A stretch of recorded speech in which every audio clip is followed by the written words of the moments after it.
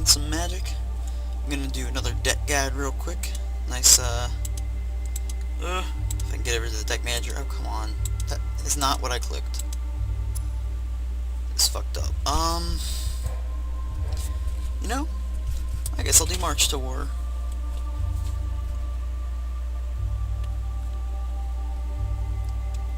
Actually, this might take a little bit longer than I thought, because, oh, what the, why did it come back? Why don't we just reset the thing? Oh, that's why it doesn't add all the cards. Alright, well, the way I run the deck, I run mono white, so pretty much all you have to do is take out every card that has red in it. I prefer the mono white. I feel like it's a little bit quicker. I'm not saying it's better in it by any means. There's definitely some nice things to have in the dual color, but we'll get to that. So I'm going to do a deck guide for the dual color, because doing a deck guide for the mono white's a little too easy, just because, like I said, all you have to do is take out everything that's got red in it. So you gotta have Brave the Elements. Everything in the deck, besides Darksteel Axe, every creature, I should say, is white. So Brave the Elements will save every single creature that you have in the deck, no matter what. So it's a great card in any deck that has white in it, regardless of how much white, as long as you rely on white creatures. Brave the Elements is an awesome card. You know, I'm not sure yet if I'm going to keep Darksteel Axe in the red-white version of this deck. I have it in the mono-white just because it's another card to have in there, and it's not bad. It's good to give a creature +2/+0 every once in a while, and they can't get rid of it unless they exile it, so it's pretty good. The reason this is going to take a while because I can't remember exactly what I take out. I believe I might end up taking Elite Vanguard out. It's not a bad creature. 2/1 for 1. Definitely not bad. If they don't have a turn 1, if you're on the play and they don't have a turn 1 play, you're getting him for 2. It's not the worst ever. We'll get back to him if I need to take him out. Path to Exile, definitely in. It's so good. Unless they're playing like Machinations and they get a Steel Overseer out, you're not going to play this too early, because you don't want to help them get their land drops, because when you exile the creature with it, they do get to pick a land. You can also use it if you have a creature, like a token or something that you don't care about and you need a land. You can go fetch it, which is nice when you play the red-white. If you are running scarce on the reds, you can go get one. But it's a 1-cost instant removal spell. You can't beat it. Soul Warden's good. It's particularly good if you run Searing Meditation, which we'll get to later. It's a good life gainer. I run all, well, obviously I run all 3 in the mono white. Once again, it's another creature. I might take one out in the dual red, but we'll get to it. Ajani's Primate is amazing. Whenever you gain life, you put a 1/1 counter on it, and if you play this deck right, you'll be gaining a ton of life if you get the Soul Wardens. Now, keep in mind, if you have a Soul Warden out, you play him, activates her ability, he comes out as a 3/3 instead of a 2/2. If you have 2, he comes out as 4/4, and so on. So, you know, it's always nice. That being said, life gain is good to a point, but I don't run Angel's Feather. I don't like the card. I'm not a fan. So, Angel's Feather is the first card that's out. Boros Swiftblade, pretty good. It's a 2-cost, 1/2, double strike. It's not bad. I run both of them. The double strike is nice to have. If you get a Darksteel Axe on it, then obviously it's dealing 6 damage, so that's not terrible. Ceradon Yearling is awesome. It's a 2-cost, 2/2 Vigilance Haste. That is just disgustingly good. I love it. Yeah, it's great. Good card. No need to not have it.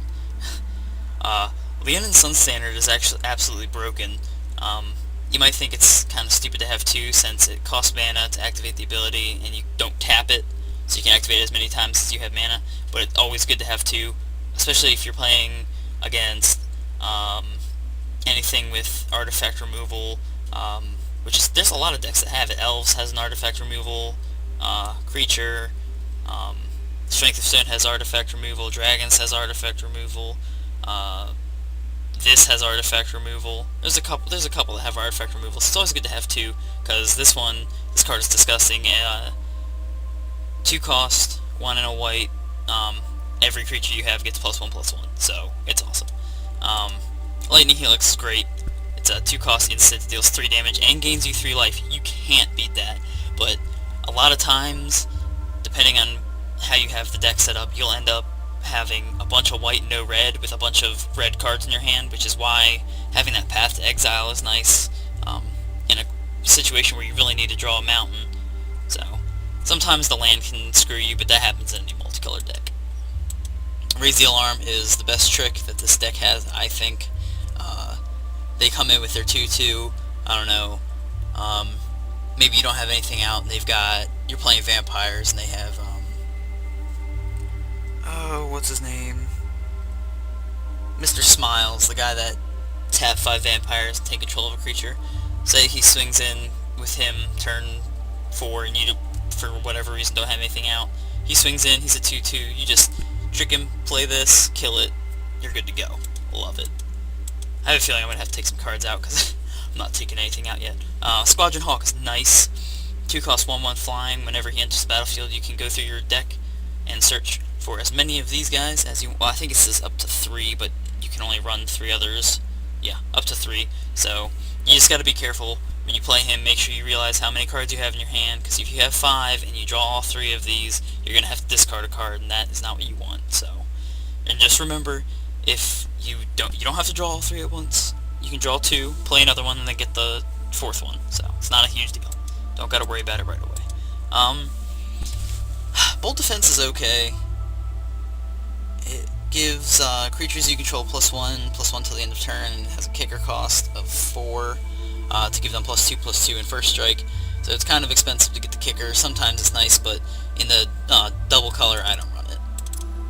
Oh no. Come of Bliss is great. It's one of those life gain cards. If you have it out, you gain 1 life every turn.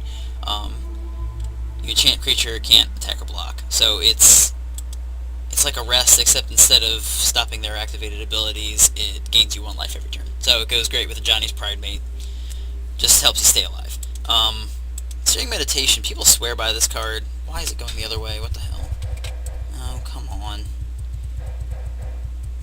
Searing Meditation, people swear by it. I'm not a huge fan. Every time I've run it, I run into situations where I really want to play a creature, and like, it's cool if you ever come in Bliss, because then every turn you gain a life. Because for those of you who don't know what Searing Meditation does, I should explain it. Whenever you gain life, you can pay 2, and if you do, it deals 2 damage to target creature or player. So it's cool, but it costs you 2 mana, and if you want to play a creature and that's what gains you life, then you're not gonna do it. The one thing that is nice is if you have like Soul Warden out, and they won't want to play creatures that have 2 or less power, because it'll gain you a life, and if you have mana open, it allows you to. But then, if you're not drawing the lands, it kind of forces you to leave 2 mana open, because you're going to want to use it. So I don't personally run it. That could change. We'll see. Skylight Legionnaire, pretty good. 3 cost 2/2 flying haste. I have it in just because I like the flying and the haste. Solemn Offering, destroy target artifact or enchantment, you gain 4 life. I think I run one of these. We'll come back to it. It's one of those cards we'll come back to. White Sun Zenith is pretty good. It's kind of not worth it until you're paying 6 for it. The way I look at it is I like to pay as much land as I'm getting for power out of a creature. And since you pay X and 3 whites, and you get X 2/2 white cat tokens, it is an instant, so that's cool. It's a good trick, but I don't run this. I run it in mono white. It's good. Once you pay 6 lands, you're getting 3 2/2s, which I think is worth it. And the more you pay, obviously, the more worth it becomes to use. So it's out in the red-white, but I like the card. It's not bad. Glory of Warfare, I'm still undecided on. I know I think it's great, but some people don't run it. For now it's in. We'll see. Marshall's Anthem's awesome. 4-cost enchantment with a multi-kicker of 1 and a white.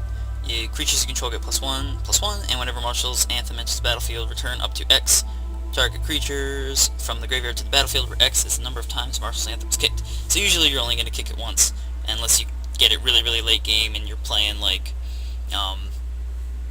Two-Headed Giant. Like I had a game earlier where I was playing this deck and we stalled out for, I don't know, a good 45 minutes. It was a long match, but I managed to get back into Johnny's Pridemate. Sunhome Enforcer, it's kind of slow for me. He does gain life, and you can pump him, but I don't personally like the card, so I take him out. Argus Kos, I don't even know how to pronounce that.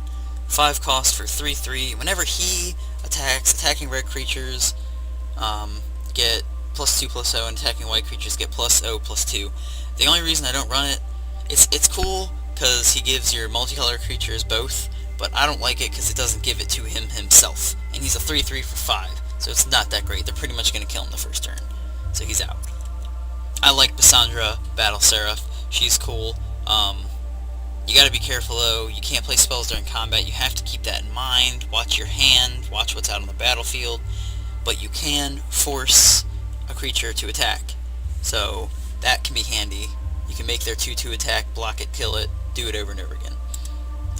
Conqueror's Pledge, I think I run one of these, it's another card that we're gonna get back to, so, Bull Ceradon, 6-cost 5/5 Vigilance Haste. It is a great card, but I don't run it. It's kind of slow, so it's out. Victory's Herald, too slow. I've only ever gotten much use out of it once. It is cool because you can gain a ton of life as long as you got a bunch of creatures out, but I don't run it. And I don't run Mass Calcify either, not in the dual color. I might run one. We'll see.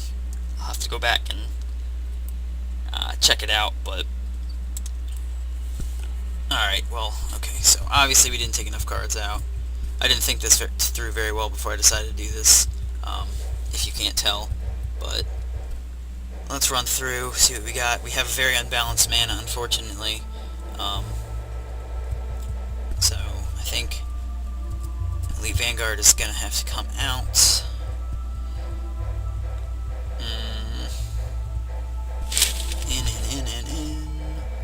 Go ahead and take one Solemn Offering out, one Conqueror's Pledge, both Mass Calcifies. I believe this is actually how I normally run it. 2 more cards need to come out. Balls. I think I'm gonna have to... I do like Glory of Warfare though, it's a really good card.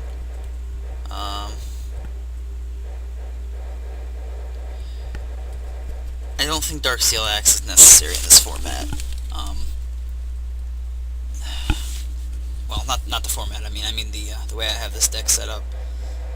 So it's got some decent life gain. It's pretty quick. I don't think it's as quick as the mono white because you have a lot of lower cost cards that you take out that are mono white. Well, I guess not. I guess most of them are in, but I don't know. I feel like this is a little bit faster.